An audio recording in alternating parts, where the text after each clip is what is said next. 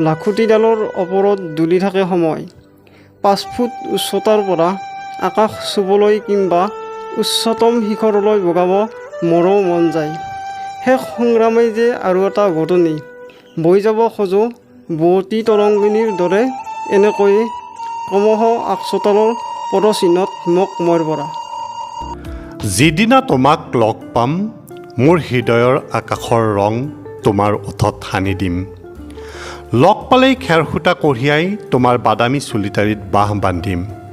এটি প্ৰেমিক চৰাই হৈ কহুৱা খাগৰিৰ মাজেৰে দুয়ো গুচি যাম। খেৰসূতা কঢ়িয়াই বাদামী চুলিত বাহ বান্ধিব খোজা এইজন ইমামুল হক প্ৰবল ইচ্ছাশক্তিৰে শাৰীৰিক বাধাগ্ৰস্ততাক জয় কৰিবলৈ সক্ষম হোৱা এজন যুৱক। আপোনালোক যদি প্ৰথমবাৰৰ বাবে এই চেনেলটোলৈ আহিছে তেনেহ'লে চেনেলটো ছাবস্ক্ৰাইব কৰাৰ লগতে লাইক, কমেণ্ট আৰু শ্বেয়াৰ কৰি আনকো এই ভিডিঅ'টো চোৱাত সহায় কৰি দিয়ে যেন। নলবাৰী জিলাৰ খাৰহিঠাৰ যুৱক ইমামুলে সৰুতে পলিঅ' ৰোগত আক্ৰান্ত হৈ ভৰিৰ শক্তি হেৰুৱাই বাঁহৰ লাখুটিডালকে শেষ আশ্ৰয় হিচাপে লৈ জীৱন যুঁজত খোজ দিছে। মই প্ৰথমতে পঢ়িলোঁ আমাৰ ওচৰৰ 625 নং খাৰহিঠা প্ৰাথমিক বিদ্যালয়ত। তেতিয়া তাৰমানে মই খোজ কাঢ়িব নোৱাৰোঁ। মোৰ দাদা বাইদেউ তাত পঢ়ে, মোক কোলাত তুলি লৈ যায় আৰু তেওঁলোকে মানে তাত মানে বস্তা পাৰি থওঁ কাষতে ওচৰত মানে ওচৰত লয় আৰু লৈ তাৰপিছত সেনেকৈ পঢ়িলোঁ 2-3 বছৰ। মই খোজ কাঢ়িব নোৱাৰোঁ তেতিয়া মানে মোৰ বয়স তেতিয়া মানে 6 ইয়াৰ। তেতিয়াহে মই লাহে লাহে মানে খোজ কাঢ়িব পাৰোঁ। তাৰপিছত চৰকাৰে এখন মানে ট্ৰাইচাইকেল দিলে। তাৰপিছত মই সেনেকৈ ট্ৰাইচাইকেলত উঠি মই মানে মেট্ৰিকলৈকে গ'লোঁ। মেট্ৰিকটো মানে পাছ কৰিলোঁ, কিন্তু মই নিজে হাতেদি সিমান লিখিব নোৱাৰোঁ। সেই ব্যৱস্থাটো তাৰমানে ছাৰটো নাজানে স্ক্ৰাইব কি। সেনেকৈ মই তেতিয়া আৰু মানে কম নম্বৰ লাভ কৰি পেলাই মই মানে উত্তীৰ্ণ হ'লোঁ। উত্তীৰ্ণ হোৱাত মানে তাৰপিছত মই হাই ছেকেণ্ডেৰী পঢ়িলোঁ কামপিত জুনিয়ৰ কলেজ। কামপিত জুনিয়ৰ কলেজ মানে মোক কৈঠালকুছি বুলি কয় তাত। তাৰপিছত সেনেকৈ ছাৰহঁতে মোক দেখিলে।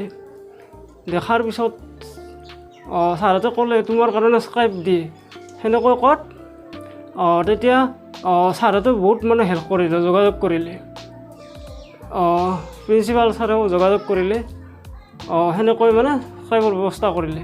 তেতিয়া মোৰ মানে নাম্বাৰটো মানে বৃদ্ধি হ'ল, বাঢ়িল। তেতিয়া 56.6 আহিলে। তেতিয়াৰ পৰা আৰু সেনেকৈ আজিলৈকে মই স্ক্ৰাইবৰ সহায়ত উচ্চ শিক্ষা লৈ এতিয়া মই মানে DL.Ed কৰি আছোঁ। এতিয়া বৰ্তমান 3rd ছেম DL.Ed। এডাল লাখুটিকে আশ্ৰয় হিচাপে লৈ কোনোমতে খোজ দিয়া যুৱকজনে নিতৌ 20 কিলোমিটাৰ অহা যোৱা কৰি নলবাৰী চহৰত DL.Edৰ শিক্ষা গ্ৰহণ কৰি আহিছে। অকল এয়াই নহয়, এই যুৱকজনে নিজৰ শাৰীৰিক বাধাক নেওচি নিজৰ বৃদ্ধ পিতৃক খেতি বাতিত সহায় কৰিও আহিছে। ঘৰৰ 3 বিঘা মাটিৰ পুখুৰীৰ পাৰত জাতিলাও, কল, ৰঙালাও, জিকা, ভেন্দি আদি লগোৱাত তেওঁ সহায় কৰিছে। যুৱকজনৰ বৃদ্ধ পিতৃ ফিদ্দুছ আলী জানিবলৈ দিয়া মতে ইমামুলে তেওঁক খেতি কৰা কামত যথেষ্ট সহায় কৰে। ইমামুল মোৰ ল'ৰা হয়। তেওঁ DL.Ed পঢ়ি আছে আৰু মই খেতি বাতি কৰি তাক খৰচ পাতি এনেকৈ দি আছোঁ। আৰু সি মোৰ খেতিত সহায়ো কৰি দিয়ে। ট্ৰেক্টৰ চেক্টৰ মাৰাই সিয়ে পইচা সহায় কৰি দিয়ে আৰু ধান বিক্ৰী কৰিও তাক পঢ়া শুনা কৰি আছোঁ। ডেইলি সি তাক যোৱাৰ কাৰণে 100-150 টকা লাগে। বেটাৰী গাড়ীত সি অহা যোৱা কৰে। গতিকে বহুত কষ্টৰে সি পঢ়ি আছে। আৰু এনেকৈ চলি আছোঁ মই আৰু বহুত কষ্ট কৰি। কিন্তু চৰকাৰেও তাক ইমান সাহায্য কৰা নাই। সি চাকৰিৰ কাৰণে কিমান ইণ্টাৰভিউ দিলে, কিন্তু এটা চাকৰিত সি ইণ্টাৰভিউত ফাৰ্ষ্টত পাছ কৰিলে, কিন্তু সি এই কম্পিউটাৰত সি তাৰ বেয়া হ'ল। সেইকাৰণে সেইটোতো তাৰ দুখ। আৰু তথাপি সি আৰু তাৰ হেঁপাহটো সি কৰা নাই আৰু স্থগিত কৰা নাই। সি ধৈৰ্য ধৰি পঢ়া শুনা কৰি আছে। সেই চৰকাৰক মই বিনত অনুৰোধ জনাওঁ যাতে তেওঁক এটা সংস্থাপন কৰি দিয়ে। এই বিকলাংগ ল'ৰা 75% এই বিকলাংগ। তথাপি সি কৰি আছে যিমানখিনি পাৰে। মই এটা সহায় কৰি আছোঁ, নমৰালৈকে আৰু সহায় কৰিম। আৰু সি যদি চাকৰি এটা পালা হয় তেতিয়াহ'লে সি তাৰ সুবিধা হ'লে এনেকৈ চলিব পাৰিলা হয়। নিজেও সহায় কৰে, সি মোক এই 20-30 লাগিলে সি আনি দিয়ে, সাৰ সি আনি দিয়ে, এনেকৈ চলিছোঁ। লাখুটিডালত ভৰ দি কোনোমতে খোজ দিব পৰা যুৱকজনে মানসিক দিহা পৰামৰ্শ আগবঢ়াই কাম কৰা মানুহৰ দ্বাৰা এই খেতিবোৰ কৰিছে। একে সময়তে দেউতাকক বিভিন্ন দিহা পৰামৰ্শ আগবঢ়াই ইমামুলে। পুখুৰীত মাছক খাদ্য দিয়াৰ পৰা খেতি বাতিত নিজক নজৰ দিয়ালৈকে সকলো কাম কৰে ইমামুলে। তাৰ মাজতে নিজৰ নিয়মীয়া পঢ়া শুনা আছেই। ঘৰখনত বৃদ্ধ মাক দেউতাকৰ বোজা হ'ব নোখোজে এইজন বিশেষভাৱে সক্ষম ইমামুলে। যুৱকজনৰ মানসিক দৃঢ়তা দেখি সকলোৱে তবাদ মানে। ইমামুলে জানিবলৈ দিয়া মতে তেওঁ হাইস্কুল শিক্ষান্ত পৰীক্ষাত অৱতীৰ্ণ হোৱালৈকে স্ক্ৰাইবৰ সহায়ত পৰীক্ষা দিব পৰাৰ কথা জনা নাছিল। সেইবাবে তেওঁৰ কঁপি থকা হাত দুখনেৰে পৰীক্ষাত বহু কষ্ট কৰি আধা উত্তৰো লিখি উলিয়াবলৈ সক্ষম হোৱা নাছিল। কিন্তু উচ্চতৰ মাধ্যমিক পৰীক্ষা দিয়াৰ সময়ত তেওঁক শিক্ষকসকলে স্ক্ৰাইবৰ সুবিধা কৰি দিছিল। বৰ্তমান তেওঁ নলবাৰী চহৰৰ বুনিয়াদী প্ৰশিক্ষণ কেন্দ্ৰত DLEDৰ ৩য় ষাণ্মাসিকৰ ছাত্ৰ। তেওঁ দৈনিক 20 কিলোমিটাৰ অহা যোৱা কৰি শিক্ষা গ্ৰহণ কৰি আছে। নলবাৰী জিলাৰ খৰহিতাৰ যুৱক ইমামুলে সৰুতে পলিঅ' ৰোগত আক্ৰান্ত হৈ ভৰিৰ শক্তি হেৰুৱাই বাঁহৰ লাখুটিডালকে শেষ আশ্ৰয় হিচাপে লৈ জীৱন যুঁজত খোজ দিছে। কোনো প্ৰত্যাহ্বানে হাৰ মনাব নোৱাৰা প্ৰবল মানসিক শক্তিৰ যুৱক ইমামুলৰ 4জন ভাই ককাইৰ যদিও বাকীকেইজন ইতিমধ্যে বেলেগে থাকিবলৈ লৈছে। একমাত্ৰ খেতিয়ক পিতৃ মাতৃৰ সংগী হৈ ইমামুলে জীৱন সংগ্ৰাম চলাই আহিছে। কঠোৰ সংগ্ৰামৰ মাজেৰে এইজন বিশেষভাৱে সক্ষম যুৱকে স্নাতক ডিগ্ৰী লাভ কৰিলে। তাৰ পিছত কম্পিউটাৰৰ ডিপ্ল'মা। অকল এয়াই নে, বাণীকুছিৰ পৰা নলবাৰী চহৰলৈ সদায় অহা যোৱা কৰি ইমামুলে এতিয়া DLEDৰ প্ৰাথমিক শিক্ষাৰ ডিপ্ল'মা গ্ৰহণ কৰি আছে। ইয়াৰ মাজতে ইমামুল অসম চৰকাৰৰ কম্পিউটাৰসহ স্নাতক পদৰ ইণ্টাৰভিউ দি লিখিত পৰীক্ষাত উত্তীৰ্ণ হ'বলৈ সক্ষম হৈছিল। কিন্তু চৰকাৰৰ ভুল সিদ্ধান্তৰ বাবে এই যুৱকজনে প্ৰাপ্য চাকৰি লাভৰ পৰা বঞ্চিত হৈছিল। চৰকাৰে দিব্যাংগ যুৱকজনক সাধাৰণ শ্ৰেণীৰ যুৱক যুৱতীৰ লগত একেলগে কম্পিউটাৰৰ স্কিল টেষ্ট লৈছিল, যাৰ বাবে তেওঁ উত্তীৰ্ণ হ'ব নোৱাৰিলে। এয়া এক অন্যায় বুলিও যুৱকজনে ক্ষোভ উজাৰে। এতিয়া ইমামুলৰ এটাই আশা, যাতে অসম চৰকাৰৰ চাকৰি এটা লাভ কৰি বৃদ্ধ মাক দেউতাকক অকণমান সকাহ দিব পাৰে।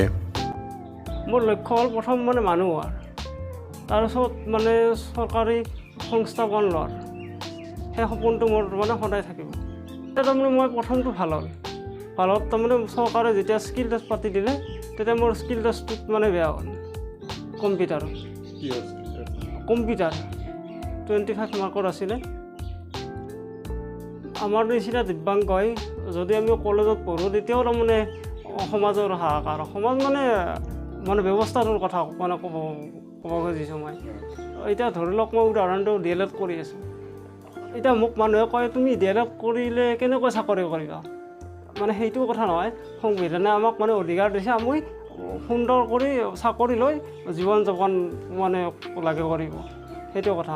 আমিও যাতে সমাজত এজন সুস্থ নাগৰিক হিচাপে জীয়াই থাকিব পাৰোঁ, সমাজখনক যাতে আমি মদ ভাং আদিৰ পৰা যাতে আমি কৰি ৰাখিব পাৰোঁ। এটা মীন পালনৰ ঋণ বিচাৰি বহুদিন মীন বিভাগৰ কাৰ্যালয়লৈ গৈছে যুৱকজন। মীন বিভাগৰ ঋণটো পালে পুখুৰীটো আৰু অলপ ঠিক ঠাক কৰিবৰ মন। কিন্তু মীন বিভাগৰ মেৰপেচত যুৱকজনে ঋণটো পাবনে সেয়াও অনিশ্চিত। যুৱকজনে সুন্দৰ কবিতা লিখে।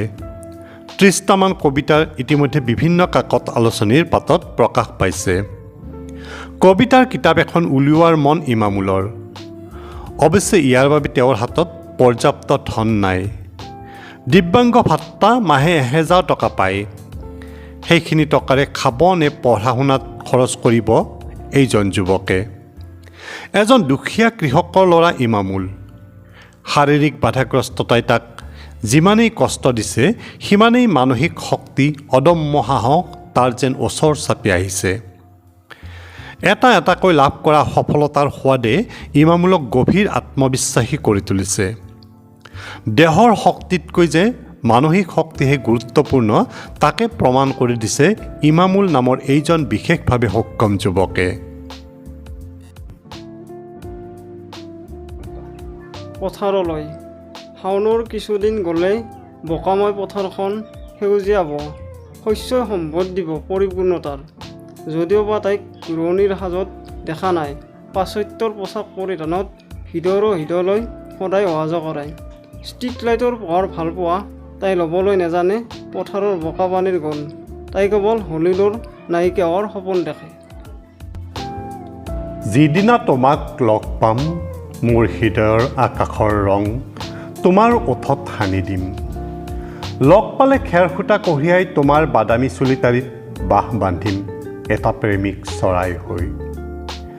কহুৱা সাগৰীৰ মাজেৰে দুয়ো গুচি যাম, খোজৰ সৈতে খোজ মিলাই পাগলা দিয়া পাৰৰ মায়াময় নিৰ্জন ঠাইৰ চাংঘৰ এটা বিচাৰি, য'ত নাথাকিব কৃত্ৰিমতা অথবা গাড়ী মটৰৰ শব্দ, কিম্বা কলা ধোৱাই চানি ধৰা আকাশ, শুনিবলৈ পাম নানান চৰাইৰ কিৰিলি। আৰু তোমাৰ কান্ধত মূৰ থৈ শুনিম সুমধুৰ কণ্ঠত প্ৰিয় প্ৰেমৰ গীত। অনুভৱ কৰিম পৰম বিশ্বাসৰ নিৰাপত্তা। বতাহত উৰি ফুৰা চিফুঙৰ সুৰে মনত ঢৌ তুলিব। হৃদয়ত বাঢ়িবলৈ ধৰিব তোমালৈ মৰমৰ জোৱাৰ। আলফুলকৈ পোখা মেলিব দূৰ এক খোৱাৰ সপোন।